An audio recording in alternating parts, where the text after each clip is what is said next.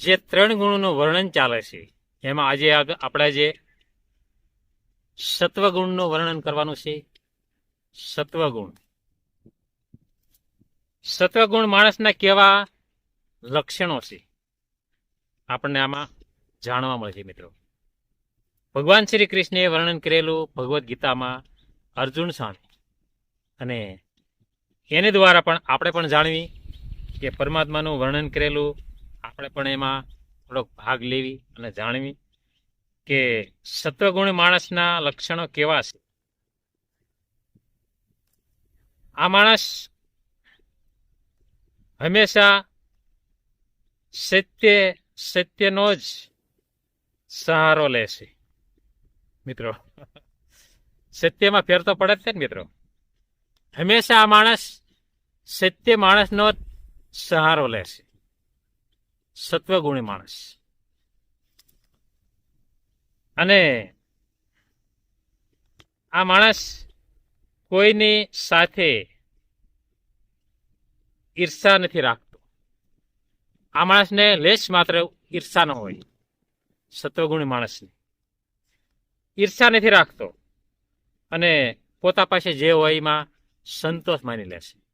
જે કાંઈ પરમાત્માએ આપ્યું એમાં મને સંતોષ છે. ભલે પછી ખીચડી ખાઈને રોડવે, પણ આ માણસ લાલસા નથી. આ માણસને કોઈ જાતની લાલસા નથી. એ માણસ સત્વગુણી ગણાય અને સંત પુરુષ ગણાય અને મોટો સાધુ પુરુષ પણ આ માણસને મનાય. ભલે પછી 65માં હોય, પણ આને કોઈ જાતની લાલસા નથી અને કોઈની સાથે રાગ રોષ કપટ આ માણસને નથી.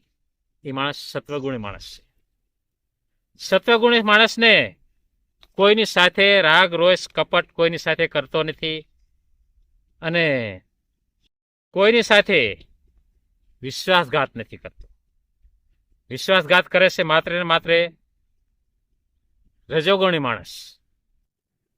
રજોગુણી માણસ વિશ્વાસઘાત કરે જરૂર મિત્રો, પણ આ સત્વગુણી માણસ છે એ કોઈની સાથે વિશ્વાસઘાત ન કરે.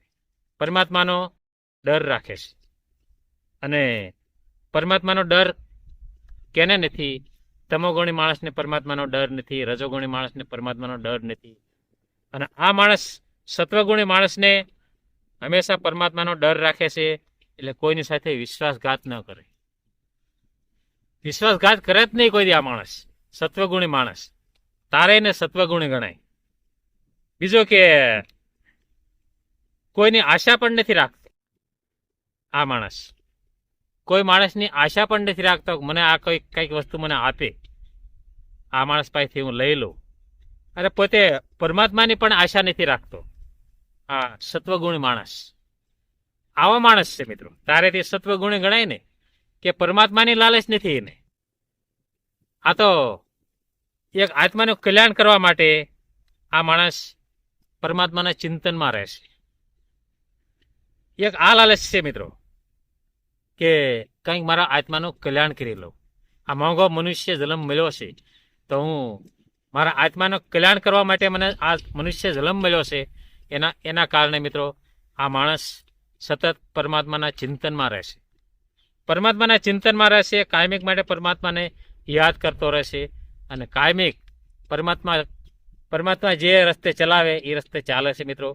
આ પરમાત્મા આ માણસને પરમાત્માની હૂંફ પણ મળે છે.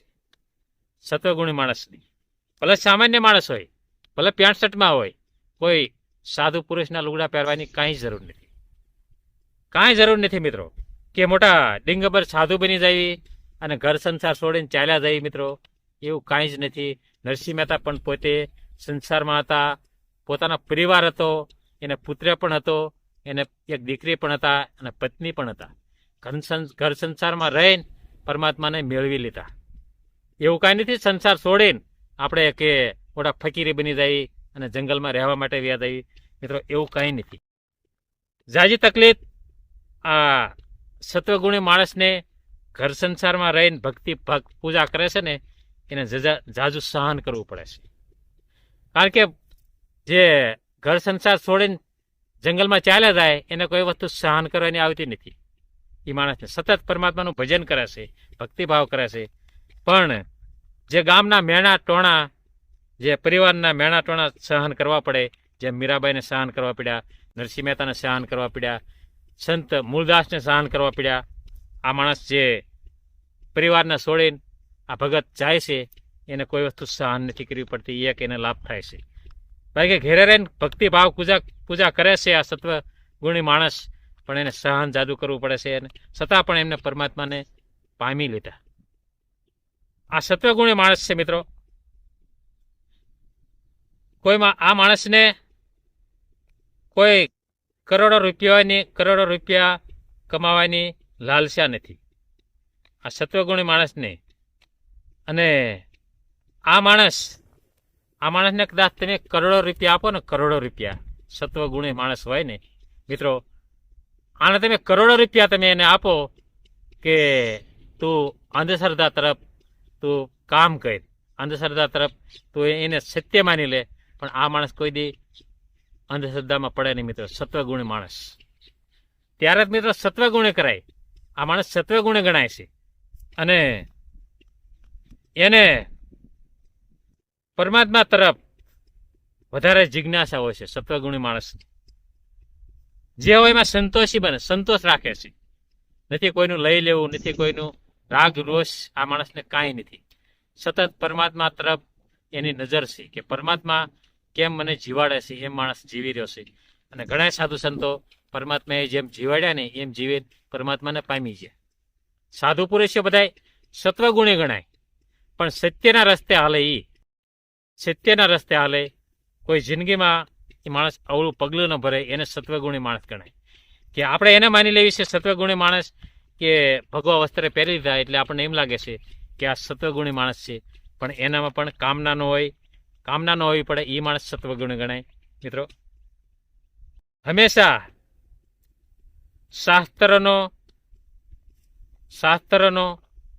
શાસ્ત્રો ઉપર વિશ્વાસ રાખે છે. કોણ? મિત્રો સત્વગુણી માણસ હંમેશા શાસ્ત્રો ઉપર વિશ્વાસ રાખે છે. કોઈ સામાન્ય તમે માણસ કહે તો એ માણસ સત્ય માની નથી લેતો. સત્વગુણી માણસ શાસ્ત્રો ઉપર વધારે વિશ્વાસ રાખે છે, શાસ્ત્રો ઉપર જ ભરોસો કરે છે. કેમ? વેદ વ્યાસ પોતે સાથે રહીને આ બધી જે ગ્રંથો લખ્યા છે એની પર આ માણસ સત્વગુણી માણસ હોય ને એની પર જાજો વિશ્વાસ રાખે છે, શાસ્ત્રો ઉપર.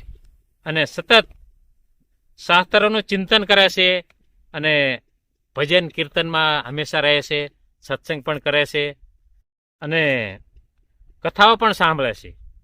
આ સત્વગુણી માણસ કથાઓ સાંભળે, સત્સંગ સાંભળે, સ્વાધ્યાય સાંભળે, પણ આ સાંભળીને આ માણસ નાખી નથી દેતો. આ માણસ નાખી નથી દેતો, એની પર આચરણ કરે છે, એની પર જીવન જીવે છે, એને સત્વગુણી માણસ કહેવાય. નાખી કોણ દેશે મિત્રો? હા, કથાઓ ભજન સાંભળે નાખી કોણ દેશે? કે સાંભળી નાખી, કથામાંથી બહાર નીકળે ને એટલે મંડપ બહાર નીકળે ને ત્યાં ફેંકી દે, ત્યાં ફેંકી દે.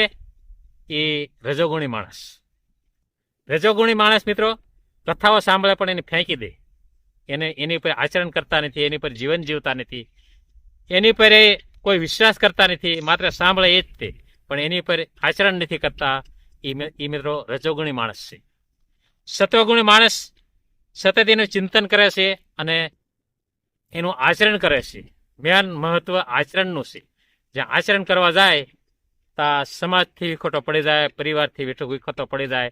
આ સત્વગુણી માણસને બહુ કસોટી છે મિત્રો. ત્યારે સત્વગુણી પુરુષ ગણાય છે. મિત્રો સત્વગુણી માણસને બહુ તકલીફ છે મિત્રો.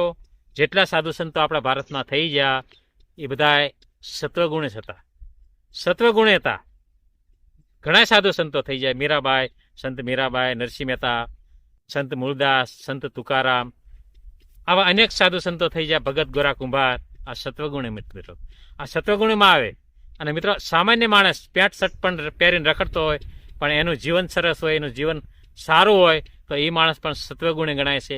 ભલે પેન્ટ શર્ટમાં હોય, ભલે કોઈ ભગવા વસ્ત્રો ન પહેર્યા હોય, પણ એ માણસ તો સત્વગુણી ગણાય છે. એ માણસ મોટો મહાન પુરુષ ગણાય છે મિત્રો.